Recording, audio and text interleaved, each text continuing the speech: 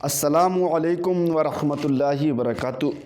ٹھنڈی کا مہینہ چل رہا ہے اور ٹھنڈی کا مہینہ چلتے ہوئے کئی لوگ کے سوال آتے ہیں کہ کیا ہم موزے پر مسح کر سکتے ہیں اور موزے پر مسح کرنے کا طریقہ کار کیا ہوگا۔ دیکھیں، موزے پر مسح کرنے کے لیے کئی شرطیں ہیں۔ جب کئی شرطیں پائے جائیں گے تو بالکل موزے پر مسح کرنا درست ہے۔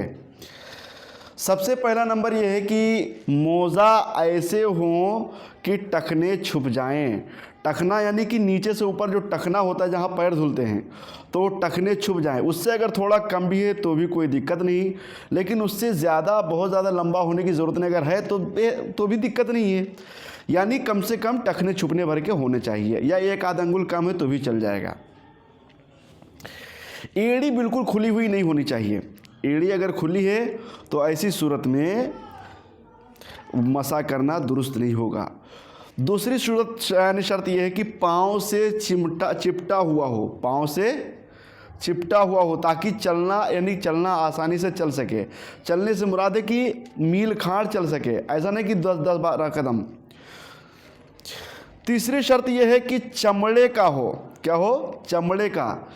یا تو پورا موزہ چمڑے کا ہو، یا پورا موزہ اگر چمڑے کا نہیں تو کم سے کم نیچے کا تلا چمڑے کا ہو اور باقی موٹے کپڑے کا ہو، جس سے پانی اندر نہ جا سکتا ہو۔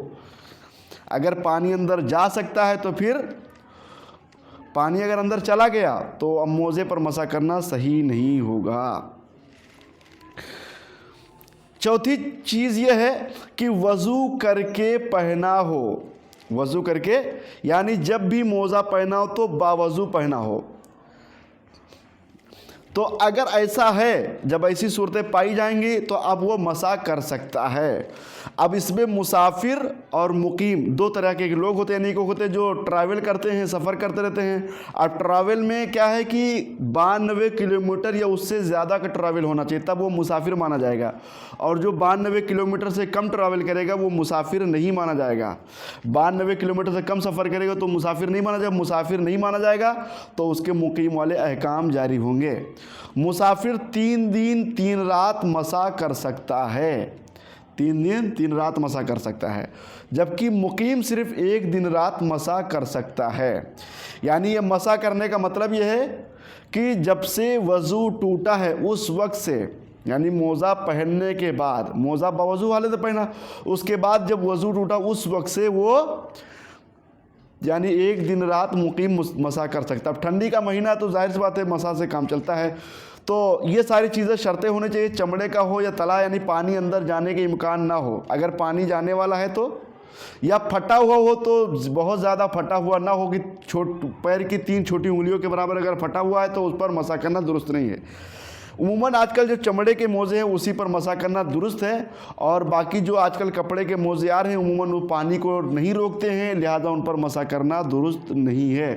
اس طرح لکڑی کا موزہ، لوہے کا موزہ اور وغیرہ وغیرہ تو ان موزے پر بھی مسح کرنا درست نہیں ہے۔ خلاصہ کلام یہ ہے کہ جو چمڑے کا موزہ ہے اس پر مسح کرنا درست ہے، آپ مسح کر سکتے ہیں۔